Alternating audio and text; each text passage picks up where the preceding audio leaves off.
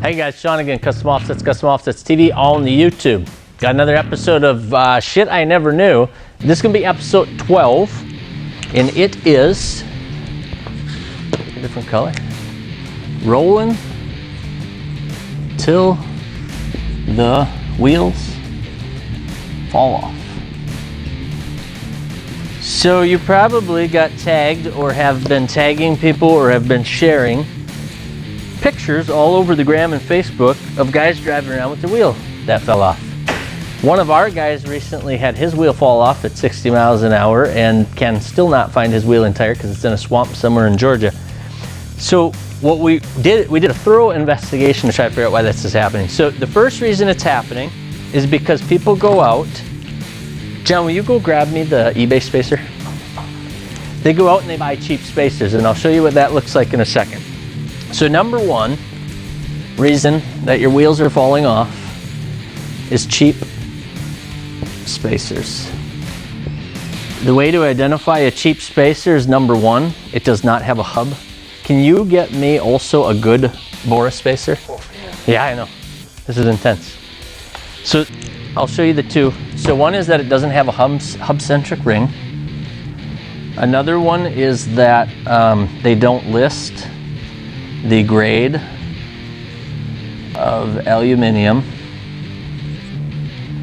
A third one is that they don't list the grade of the studs. Thank you, sir.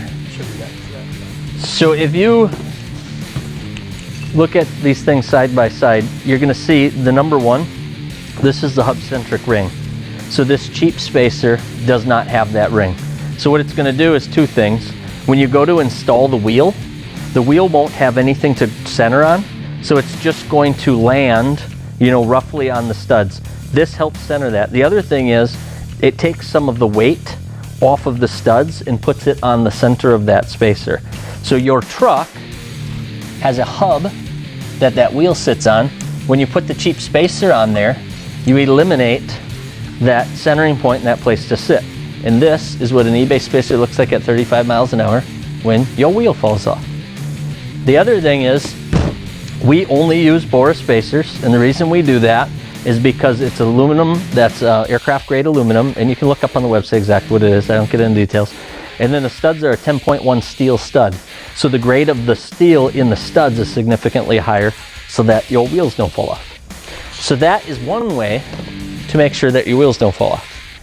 There's another way that we discovered with this one, because we knew he was running Bora spacers and it was the first time we've ever seen a Bora fall off, so we knew something was wrong. And what we found is there's a little catch that he missed when it comes to stud length. So we will get people that will order an 1.5 inch spacer and they want to put it on their Chevy. And what happens is, this one's a 2 inch, but what happens if you have an 1.5 inch is that stud on a Chevy is about 1 inch and it's a 1/16 short, an 1/8 inch short of 1.75. So it's over 1.5 inches. So what happens is that stud sticks through the spacer. So when you go to put your wheel on, your wheel smacks right into that stud. You don't realize it, and you go and you start tightening everything. So picture that. The stud's sticking through there.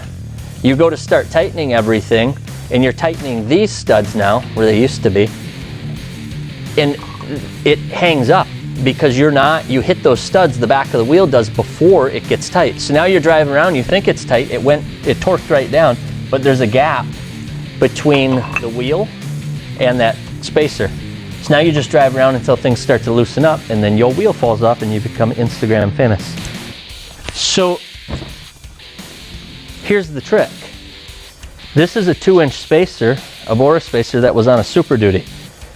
We always kind of said, Chevys are under 1 3/4 inches, so you can run a 1.75 inch spacer, no problem. Some of the Fords and stuff are under 1.5 inch, so you don't have to trim the ends off the studs, and you can run like a 1.5 on some of those. Super Duties, for certain years, they started making the studs just over 2 inches. So just that nipple sticks out and it smacks right into the back of the wheel. So what happened was he thought this was on there, thought it was tight, but it just had that paper thin spacing between the spacer and the wheel. And you can see the paint's not even wore on the spacer because it was only touching on the outside edges when he tightened it down. And then it just vibrated itself loose, sheared off the hub-centric ring, and there goes the wheel heading down the highway, and you're following it not quite as fast. So the moral of that story is there are Super Duties out there that just have a touch too much for a 2-inch spacer. He should have went through and took a grinder and took that nipple off every one of these studs. The best thing you can do, the only way you can make sure you ain't gonna roll until your wheels fall off, is when you go to install them, measure those studs and make damn sure that the length of that stud is shorter than the thickness of your spacer, of your adapter. So that's how you know that you have the adapter sticking out further than the stud itself, and you can bolt up, torque down, and you know it's touching. So I hope that helps. This was a short one because we are really sick of seeing people's wheels fall off.